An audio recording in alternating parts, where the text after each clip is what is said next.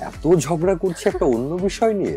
জাহিদ প্রীতম বলছে আমি কাজ করবো কিভাবে আপনাদের নিয়ে, আপনারা কি কাজ করবেন, আসলেও আপনাকে একসঙ্গে কাজ করতে পারবেন? আবার আমাদের মিল হয়ে গেল, আবার আমরা খুব ভালো। আমাদের মাঝে মাঝেই অনেক ঝগড়া যায়। আমাদের বুক পকেটের গল্পই যখন আমরা শুটিং করছিলাম, আমরা কথা বলছিলাম না একজন আরেকজনের সঙ্গে। আমরা জাহিদ প্রীতম ভাইয়ের সঙ্গে আমরা বেশ কিছু কাজ দেখেছি। তৌসিফ ভাইয়া, উর্বি আপু, এদেরকে নিয়ে আপনাকে যদি কিছু বলতে বলা হয়, এদের কাজ নিয়ে, এদের ডেডিকেশন নিয়ে, আপনি তারা জানে না বা তাদেরকে বলেননি এখন অবধি, মনে মনে রেখেছেন, কি বলতে চান? উর্বির জীবনে প্রথম কাজের পর দ্বিতীয় কাজটাই আমার সঙ্গে, এবং সেটা এখনো রিলিজড হয়নি। এবং তারপরে আমরা বেশ অনেক কাজ করেছি। উর্বির সঙ্গে কাজ করে আমার একটা অন্যরকম আরাম আছে। ও একদম খুব সহজে কমিউনিকেট করা যায় ওর সঙ্গে।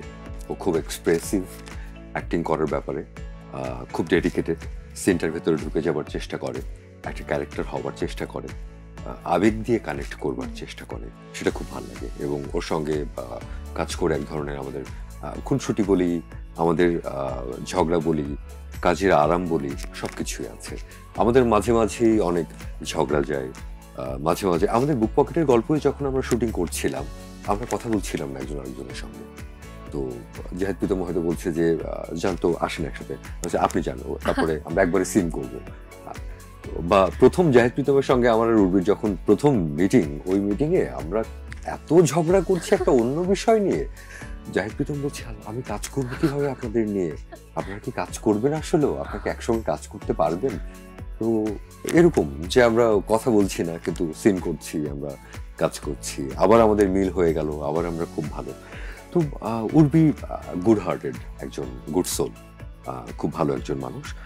তৌসিফ এই মুহূর্তে যারা কাজ করছেন এবং এই মুহূর্তে যারা প্রথম সারিতে অবস্থান করছেন বাংলাদেশি মিডিয়াতে, তাদের মধ্যে তৌসিফ অন্যতম এবং ব্রিলিয়ান্ট অ্যাক্টর। এবং তৌসিফের যে ডেডিকেশন, সেটা সকাল হোক রাত হোক কাজের জন্য, মানে কিছু মানুষ থাকে না যে আমি কাজটা কাজের মতো করতে চাই খুব সততা দিয়ে, তৌসিফ ওরকম একজন মানুষ আমার কাছে মনে হয়েছে। এবং আমাদের একসঙ্গে কাজ করতে গেলে it's a very good energy to share, two exchange with. তো সেটা খুবই খুবই কমফোর্টেবল একটা আরামের জায়গায় একসঙ্গে কাজ করতে পারা। আমরা কথা বলতাম, আমরা কথা বলি বা কাজ করছি, সিন করছি, সিনের বাইরে হয়তো হাজারটা ব্যাপার নিয়ে কথা বলছি। তো সেই কমফোর্টটা তৌসিফের সঙ্গে অন্যরকম। He is a very good person.